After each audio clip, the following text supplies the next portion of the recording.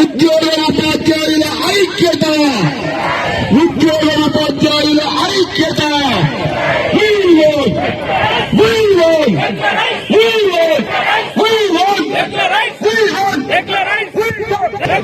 సమగ్ర శిక్ష ఉద్యోగులను విద్యాశాఖలో వెంటనే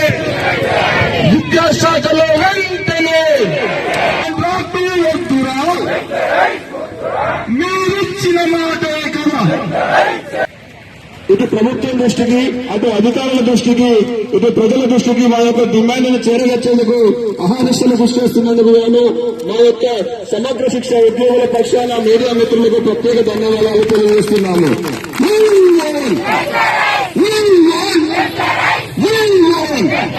మీరిచ్చిన మాటే కదా, మీరిచ్చిన మాటే కదా,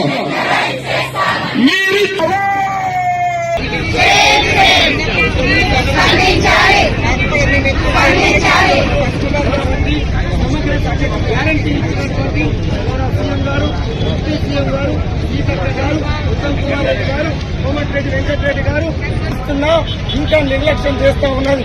ఇప్పటికే ప్రాణాలు పోతా ఉన్నాయి. నిన్నటికి నిన్న ఒక హార్ట్ స్ట్రోక్ సిద్దిపేట రూపాయి ఇవ్వం మీరు క్లోజ్ చేయండి అని భయపెట్టే ప్రయత్నం మంత్రివర్గం చేయడం చాలా హాస్యాస్పదం. ఏదైనా చర్చలకు పిలిస్తే కనీసం మేము చేస్తాం, మా దగ్గరికి ఇది ఉంది.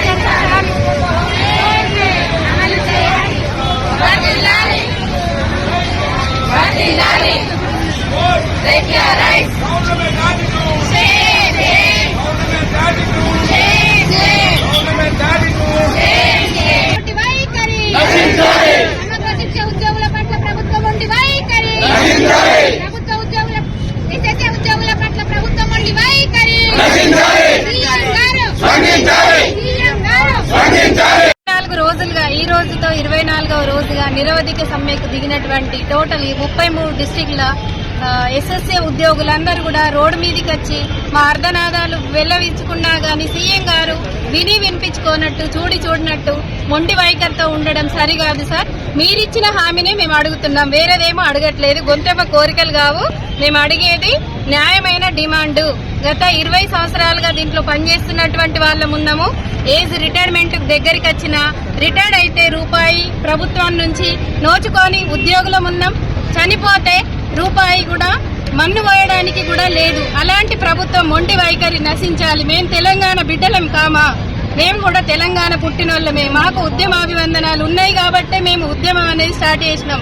గత 21 రోజులు కూడా ఉద్యమం చేసినాం. మీరు స్పందించలేకపోయినరు. అప్పుడు మాకు మీరు పిసిసి అధ్యక్షుడిగా ఉన్నప్పుడు మాకు హామీ ఇచ్చింది కాబట్టి అదే హామీని మేము అడుగుతున్నాం. చట్టసభల్లో మీరు ఈ హామీని పెట్టి కూడా మాకు రెగ్యులర్ చేయడానికి అవకాశం ఉంటుంది. అన్ని మీరే అయినప్పుడు, విద్యాశాఖ మంత్రి మీరే అయినప్పుడు మా గోడు వినిపించుకోండి సార్. 33 జిల్లాలలో ఉన్నటువంటి ఎస్ఎస్ఏ ఉద్యోగులందరూ కూడా న్యాయమైన డిమాండ్ అడుగుతున్నారు, వేరేది అడగట్లేరు. వెంటనే మీరు స్పందించి మాకు చర్చలు అని చెప్పేసి ఇంకా కాలయాపన చేయకండి.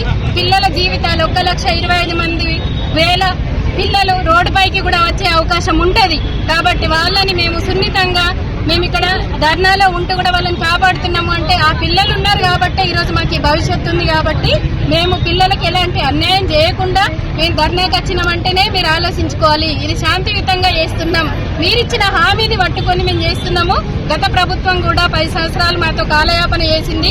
ఇది సరి అయిన పద్ధతి కాదు. ఏ ప్రభుత్వాలు వచ్చినా ఇలా కాలయాపన చేసుకుంటూ మమ్మల్ని ఎండగొట్టడం అనేది సరి అయిన పద్ధతి కాదు. ఈ నిత్యావసర ధరలు పెరుగుతున్నట్టుగానే అందరికీ ఎలా అయితే జీతం పెంచుతున్నారో మాకు కూడా సరి అయిన సమాన పే స్కేల్ ఇచ్చేసి, అప్పటి వరకు మీకు ఏదన్నా ఆర్థిక భారం ఉంటే పే స్కేల్ ఇవ్వండి.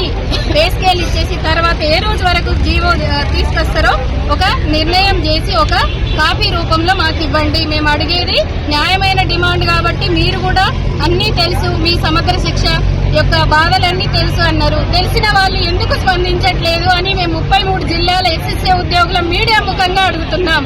మా ఆర్తనాదాలు వినిపించుకోండి సార్. ఎస్ఎస్ఏ